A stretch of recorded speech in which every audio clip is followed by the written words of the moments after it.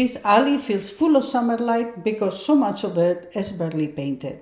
The white paper is doing a lot of the work, but only if the shadows stay clean. If we push them too far, then the sunlight disappears. Hi, I'm Beatriz. Welcome back to the studio. Today we will be painting a sunlit seaside alley, and it has it all. White walls, bright water, pink flowers, and colorful shadows on the ground.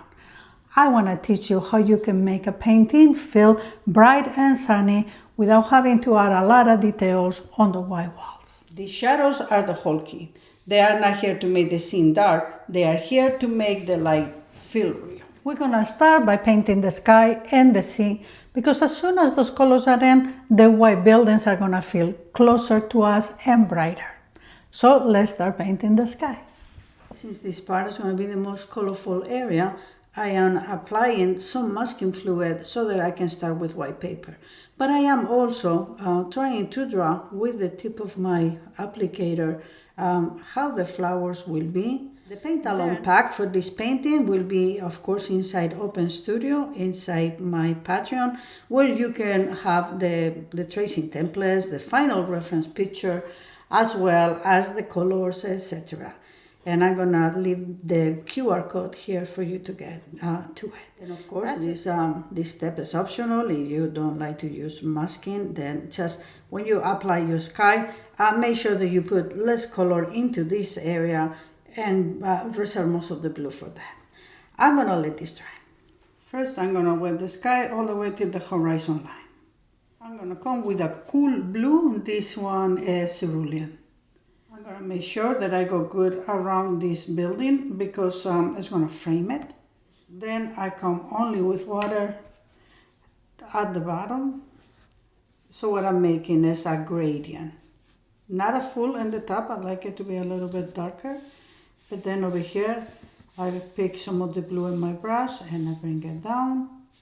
Then I let it dry by itself. And once the sky is dry, it's time to paint the scene. I'm gonna use a different blue. This one is cobalt blue. But by doing this, the buildings are start to come forward. And of course, I go from more to less, meaning darker, closer to us, obviously. And as it goes away, gives a sense of distance, it becomes lighter. If a little bit of it goes inside your buildings, don't worry about it. This is not a staining color. Once this is dry, we can remove it. Now that I'm losing a little bit of my shine, but it's not completely dry, I'm gonna come and I'm gonna drop a few lines like this, as if it is a few waves and a calm sea. All right, and I'm gonna overdo it, maybe one more over here. The sea is not our main focal point, but it plays an important role because it gives the summer feel, plus our eyes go to it. All right, now I'm gonna let this dry. Already by adding the sky and the sea, the white walls are starting to make sense. We are not painting white walls. The white paper is already doing that for us. By adding color around it, we are making them feel sunny. Okay, so now brush sienna. And we're gonna put a little bit of the warm colors that are here before we apply the shadows. While this dries, we can go ahead and put a little bit of color on this other wall. Yes, this wall, by the way, this is rose doré. And then I'm gonna add a little bit of the brush sienna to it. This wall is the one that is gonna be kissed by the sun. So it's almost white, but I cannot leave just the white of the paper. So with very diluted color like that, I'm gonna put the equivalent of what it will be a few shadows here and there. They're gonna be very pale. For one, I'm coming with light color. For another one, it's gonna dry lighter. And then once we put our darker shadows, these will even look lighter than they are right now. As a matter of fact, we may have to come back and apply some extra color. Since I have my color on my brush, let's just put a little, well, what it will be the frame of this window. And then with just the diluted brush sienna, we're gonna put the inside of this awning. Halfway, then come with water and go from more to less.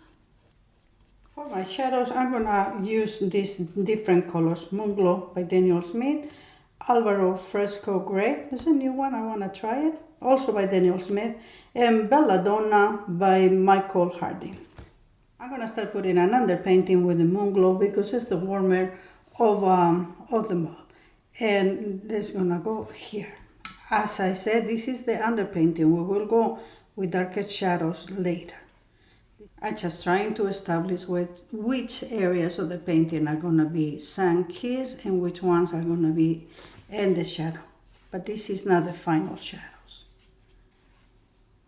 Now that we have the brush in a dry, we can drop a couple here and there. Come with water and then blend. I can come with the Alvaro Fresco Gray, which is like a more neutral gray, and then I can put a little bit here. I am accomplishing two different things by putting this underpainting. One is to know where my shadows are going to be, where I'm going to allow some of the light to come, and also where I want some areas that are cooler, and then which ones I want it to be a little bit warmer. And the areas that are warmer are going to come with the Belladonna, which is a beautiful color. And then I allow some of these to blend, of course, together.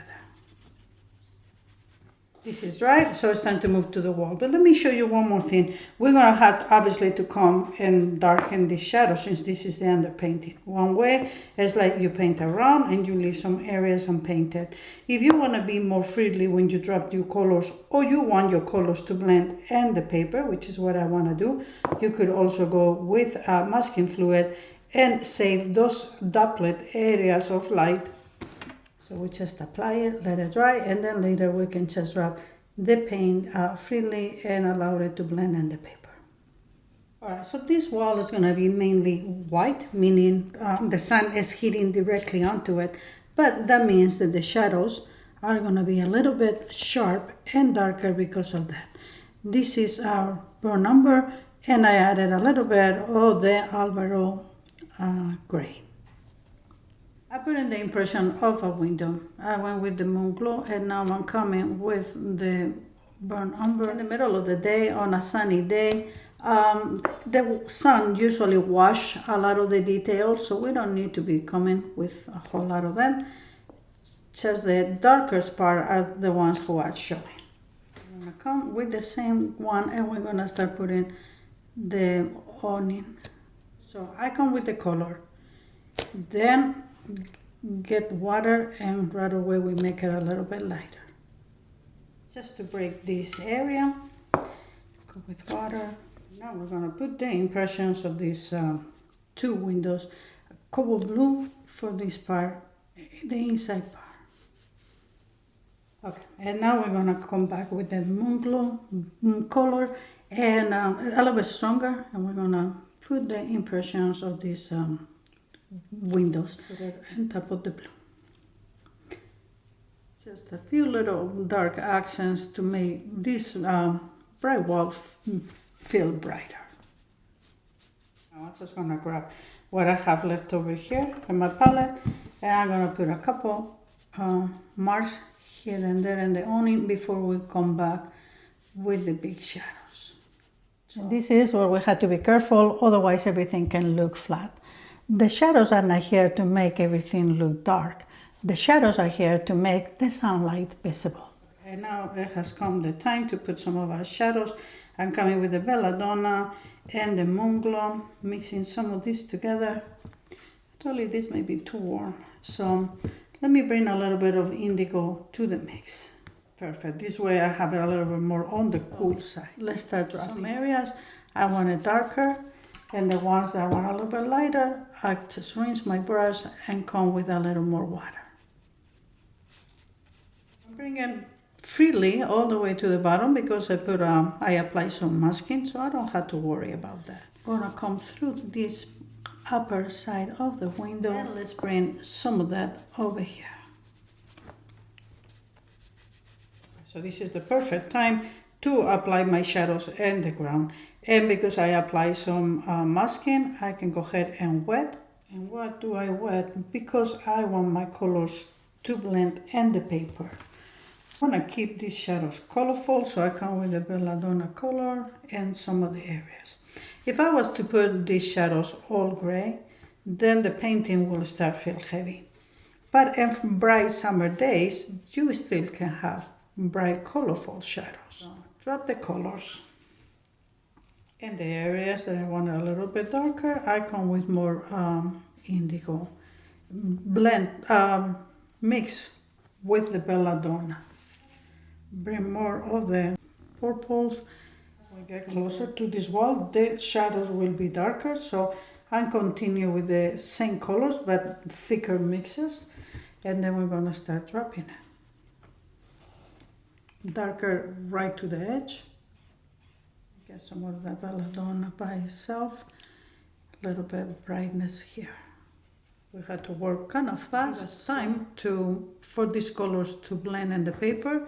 I got a little bit of a blossom here, but let's see how it finishes drying, and if not, we will come back and fix it. I have the colors on my palette.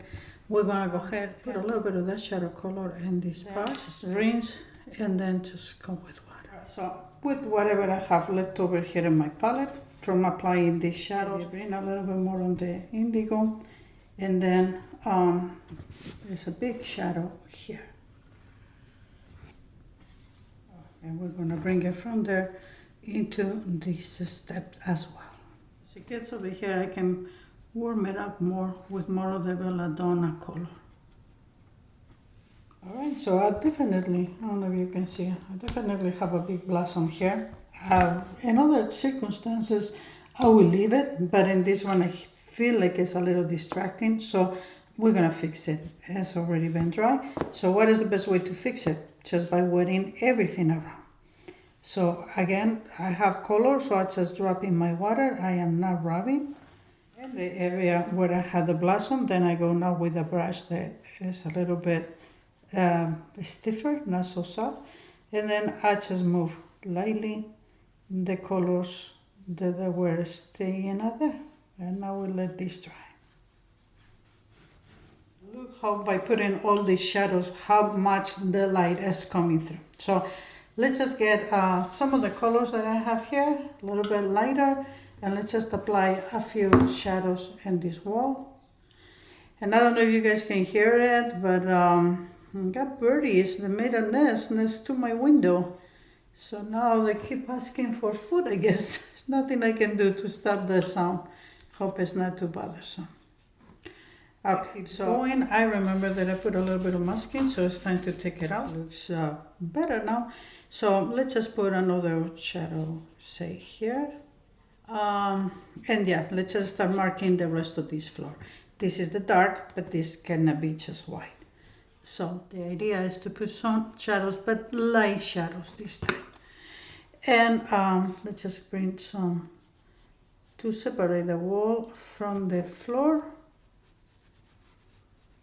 I bring the rose doré to a little bit of those leftovers, and we're gonna start putting shadows here. Come right away with water. Then drop another one. Bring it down. Go with water. So wait ahead of time. Drop a little bit of that color and spread it out.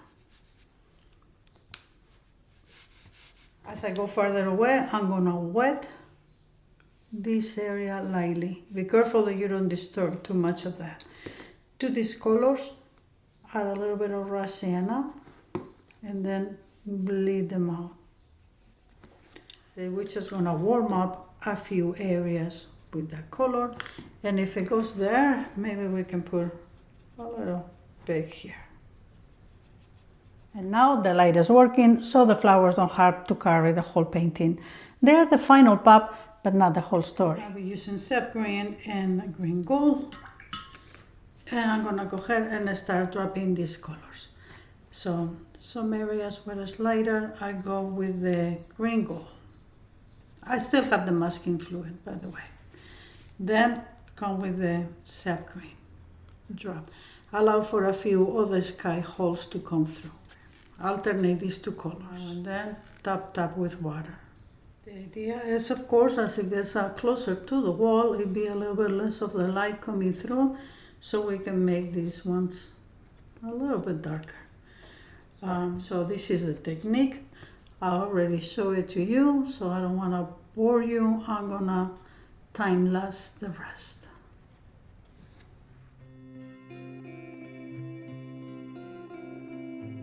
This is the pop-up color on the whole painting. I want this airy, so I'm gonna put like if a few veins are coming through, go like that, then come with water. Some of these will be flowers, and some will be kind of little leaves that come in between the flowers. And every now and then I come with a little bit of olive green in a couple of places. Okay, so I think that right now I'm gonna let all of this dry so that I can remove my masking. And while that happens, we can go ahead and start putting the few details left on this wall. So there's not a whole lot of details in this painting, but for example, the lamp, we're gonna put it. I'm coming with the Alvaro Fresco color. This needs to be a little bit thicker. And then we are just gonna fill the rest with dark. As if we have the outline. What we're doing here is add enough information for it to feel real, but leave a lot of untouched areas for it to feel sunlit. Alright, grabbing some of these colors from here. And as you can see, what makes this painting feel bright and sunny is not that we painted everything. It's actually quite the opposite. It is all these areas that we've been leaving unpainted. And I'm gonna start removing the masking so that I can start painting the flowers. Okay. So one with permanent rose, one with only water. Because we're starting with white paper, these colors are gonna be bright and the flowers can do the job. Notice how I put a little, I go with a little bit of water, but I allow quite a bit of white to show. That adds to the brightness of the flowers. I'm gonna put a little bit of variation, go say for example at the bottom with permanent rose. Then tap with water.